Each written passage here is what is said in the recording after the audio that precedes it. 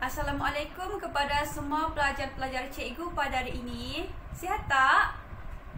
Sihat, bagus. Alhamdulillah. Cikgu nampak semua pelajar hari ini nampak bersemangat ya untuk meneruskan pembelajaran biologi kita pada hari ini.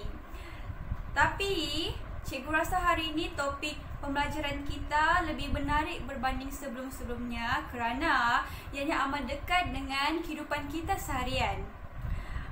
Cikgu nampak kamu sekarang sudah bersemangat kan? Jadi sekarang cikgu nak tambah lagi semangat kamu dan fokus kamu tu dengan satu video lagu yang akan cikgu tayangkan sebentar nanti. Jadi sekarang cikgu nak kamu semua betul-betul fokus dan memberikan perhatian sepenuhnya kepada setiap lirik-lirik yang akan cikgu sampaikan di dalam lagu tersebut. Okey, bagi pengetahuan semua pelajar, cikgu yang buat sendiri ya lagu ni. Jadi kamu semua mesti betul-betul fokus tau. Dan cikgu nak kamu juga sama-sama menyanyikan lagu ni sebab lagu ni sangat best. Sebab cikgu ambil muzik tu daripada lagu Kai Bahar, iaitu 1, 2, 3. Okay, jom kita nyanyi sama-sama lagu ni.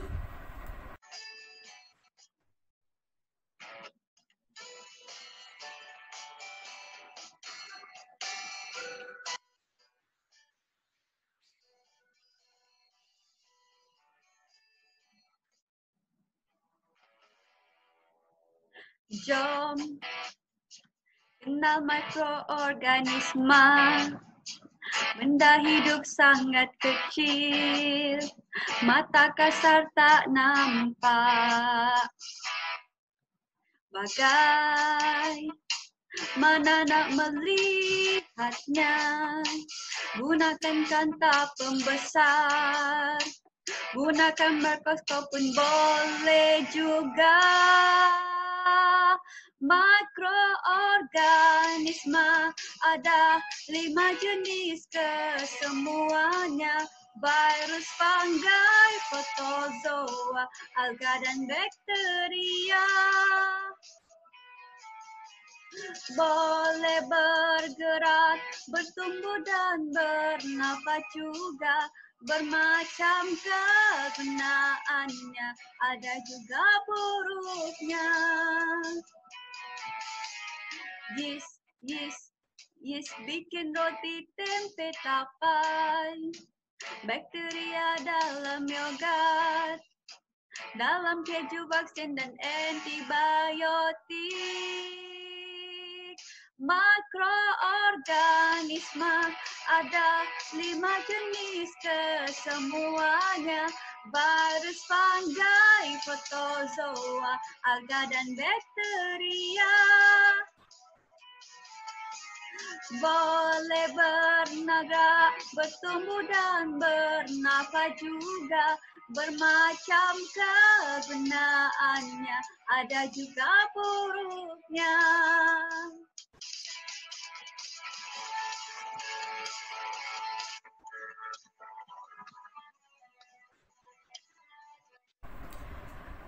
Macam mana dengan lagu seperti tadi? Best tak? Best kan? Jadi cikgu rasa dan cikgu sudah yakin kamu semua pasti dah dapat idea mengenai topik pembelajaran kita pada hari ini.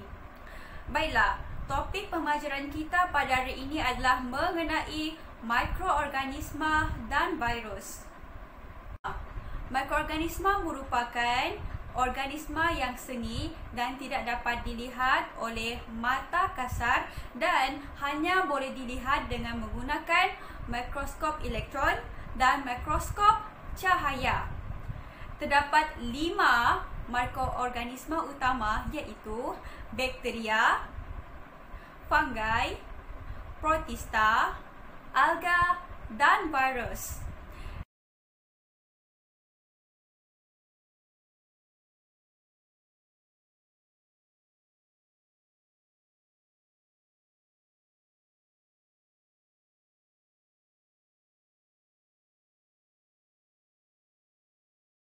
Jadi sekarang murid-murid semua pun dah isi semua maklumat dalam mind map yang cikgu sediakan dalam Google Slide.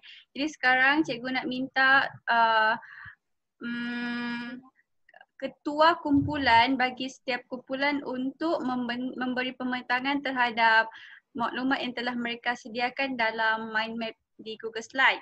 Jadi sekarang kita pergi ke grup pertama iaitu ciri bagi bakteria.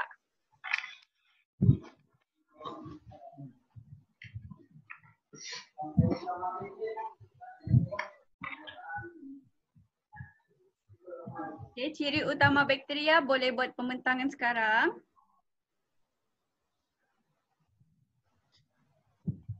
Okey, cikgu.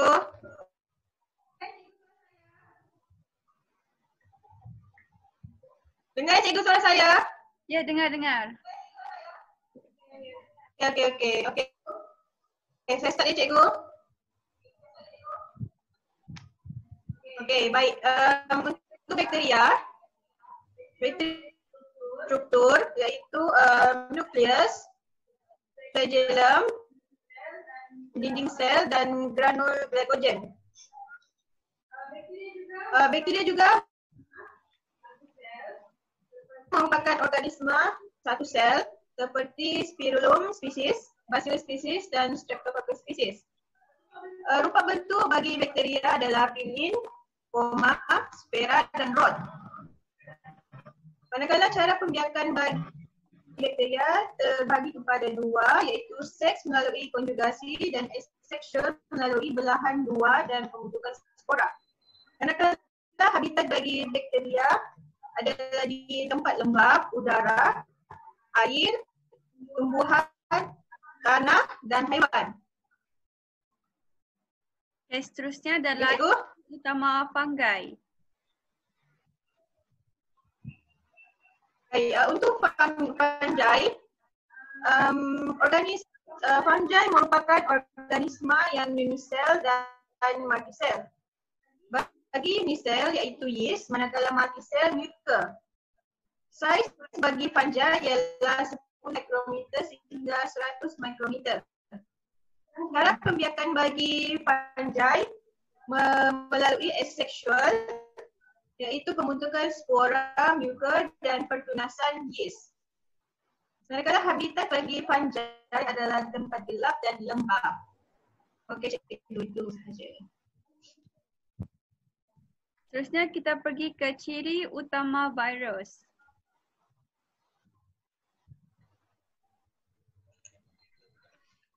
Okey, yang pertama, virus merupakan organisma yang paling kecil, contohnya influenza virus dan bacteriophage yang bersaiz 0.2 mikrometer dan 0.4 mikrometer.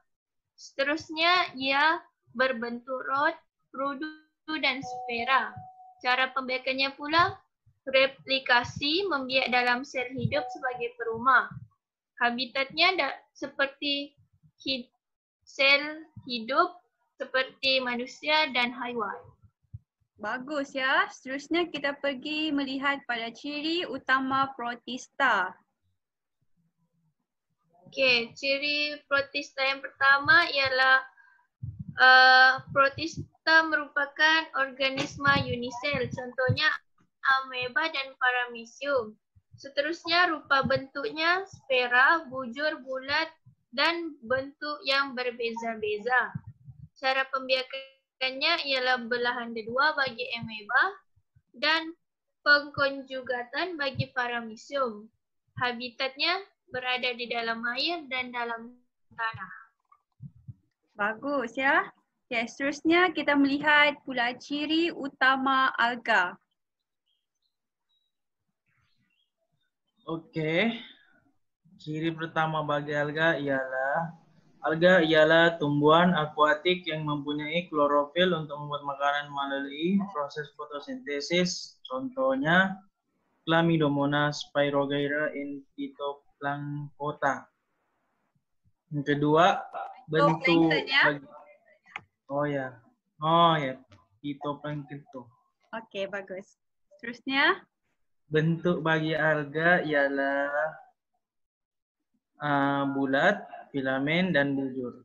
Saiz bagi alga ialah 1 mikrometer hingga 10 mikrometer.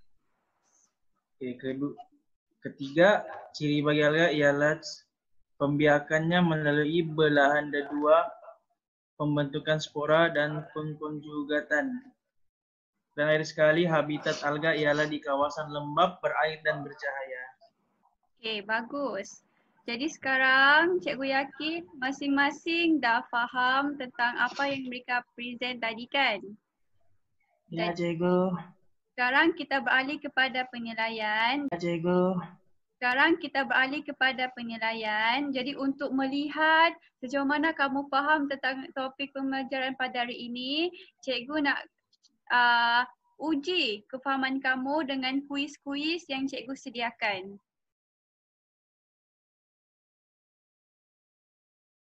Okey, untuk soalan pertama, orang yang bertua adalah Zawana.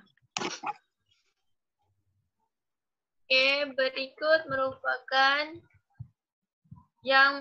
antara berikut yang manakah digunakan untuk membezakan dan mengelaskan mikroorganisma? C. Warna. Okay, mari kita lihat jawapannya. Okey, betul. Kita beralih kepada soalan kedua. Yaya. Sila jawab soalan kedua, Yaya. Bagaimanakah bakteria menjalankan pembiakan? Jawapan saya adalah B. Okey, mari kita lihat jawapan. Pembiakan melalui belahan dua. Okey, mari kita lihat jawapannya yang sebenar. Okey, bagus. Jawapannya adalah B. Seterusnya, Hafiz. Sila jawab Ya, soalan. cikgu. Oke.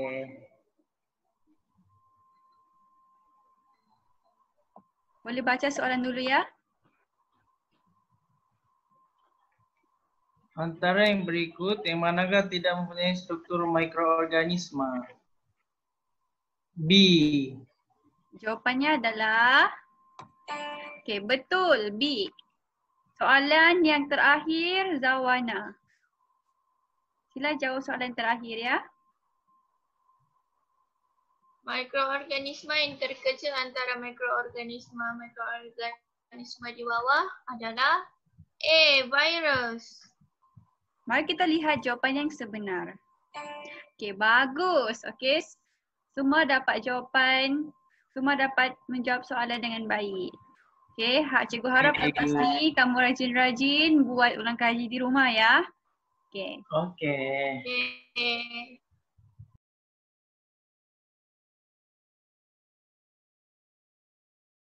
Baiklah pelajar, macam mana dengan pembelajaran kita pada hari ini? Best tak? Best kan?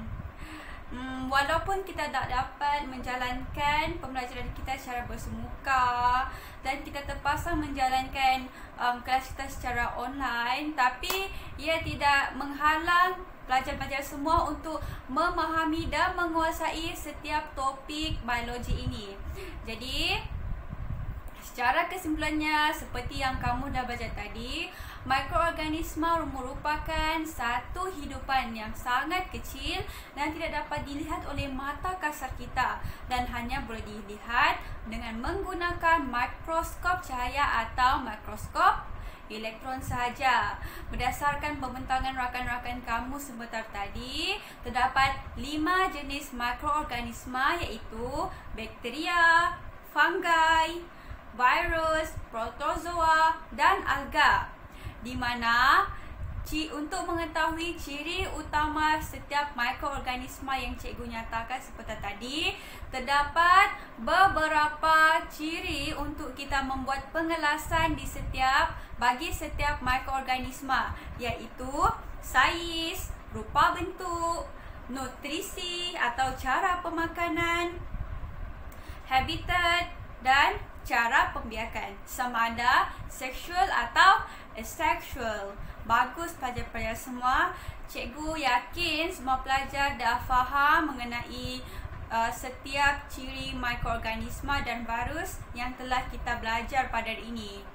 Cikgu yakin dan cikgu harap Cikgu harap semua pelajar akan lebih rajin untuk mengulang kaji pelajaran selepas ini, dan cikgu nak serta pelajar membuat kerja rumah yang akan cikgu berikan nanti. Boleh kan? Boleh, bagus. Okey, terima kasih.